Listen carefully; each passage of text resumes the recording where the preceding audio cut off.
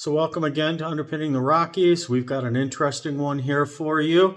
So let's take a look at some video and see what we have going on. I understand repairing a concrete floor can be very expensive. What is more expensive is covering the floor with another floor and the original floor continues to move. With older homes that did not have floating framed walls, there is a direct connect to the main floor and causes a lot of movement above. Depending on the amount of shift, it can even cause roof issues. The HVAC is often affected to the point of health and safety concerns. Bowing or tipping walls are common foundation movements. It can cause pipes to kink or even break.